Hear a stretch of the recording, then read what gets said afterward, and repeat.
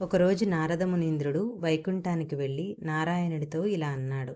నాథా, పురుషోత్తమ మాసం యొక్క విశిష్టత ఏమిటో తెలుపగలరు అని. దానికి నారాయణుడు, నారద, అది నీవే స్వయంగా తెలుసుకో అని అన్నాడు.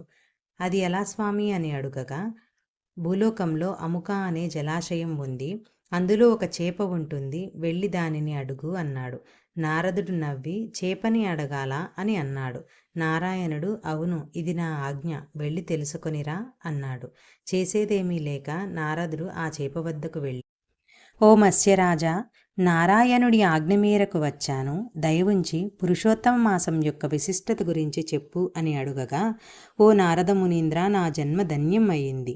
నాకు మీ వంటి పరమ భాగవతోత్తముని దర్శనం కలగడం నిజంగా నా అదృష్టం అని నమస్కరించింది. ఎదురుగా ఒక గోశాల ఉంది. అందులో ఒక ఆవు ఇప్పుడే తన బిడ్డకు జన్మనిస్తుంది. వెళ్ళి ఆ దూడను అడగండి, అది చెబుతుంది అని తన ప్రాణత్యాగం చేసింది. నారదుడు గోశాలకు వెళ్ళి అప్పుడే పుట్టిన లేగదూడను అడిగాడు. నారాయణుని ఆజ్ఞ మేరకు వచ్చాను, దయచేసి పురుషోత్తమ మాసం యొక్క విశిష్టత గురించి చెప్పు అని. అప్పుడు ఆ దూడ నారదునికి నమస్కరించి, స్వామి, నేను పుట్టగానే మీ వంటి భాగవతోత్తముని దర్శనం కలగడం నా అదృష్టం. ఎదురుగా ఒక చెట్టు ఉంది కదా, అందులో ఒక రామచిలుక తన బిడ్డకు జన్మనిస్తుంది, వెళ్ళి దానిని అడగండి అని చెప్పి ఆ దూడ మరణించింది.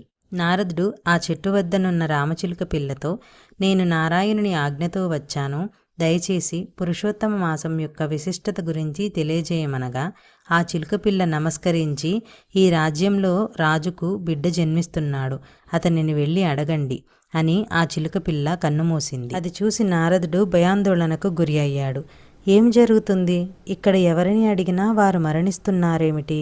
ఇదే పురుషోత్తమ మాసం విశిష్టత ఏమిటి అని ఆలోచిస్తూ భయంగా రాజభవనానికి వెళ్ళడానికి సంకల్పించాడు. రాజభవనానికి వచ్చిన నారదమునీంద్రుని చూసి రాజు సంతోషించి, ఓ భక్త శిరోమణి, పరమ భాగవతోత్తమ, దయచేయండి అని ఆదరంగా ఆహ్వానించాడు.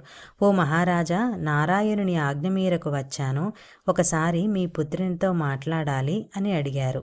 దానికి రాజు సరే తన పుత్రుని వద్దకు తీసుకుని వెళ్ళాడు. నారాయణుని కృపతో అప్పుడే పుట్టిన శిశువు మాట్లాడుతుంది. నాయనా, నీవు మరణించకుండా పురుషోత్తమ మాసం యొక్క విశిష్టత ఏమిటో తెలుపగలవు అని అడిగాడు. ఓ నారద మహర్షి, మీ దర్శన భాగ్యం కలుగుట నా అదృష్టం. చెబుతాను వినండి. నేను నా ప్రారబ్ధానుసారం ఒక జలాశయంలో చేపగా జన్మించాను.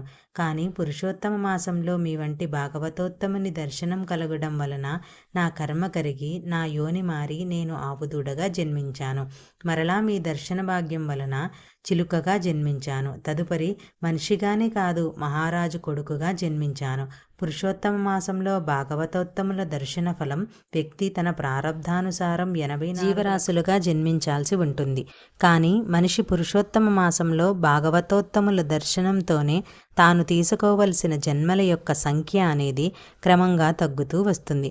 అంటే కేవలం భగవంతుని భక్తుల యొక్క దర్శనం వల్లే ఇంత ఫలం వస్తుందంటే, తీర్థాలకి వెళ్ళడం వల్ల లేదా నది స్నానం చేయడం వల్ల ఎంత ఫలం వస్తుందో, ఏ మహిమ ఉంటుందో తెలియజేయగలమా?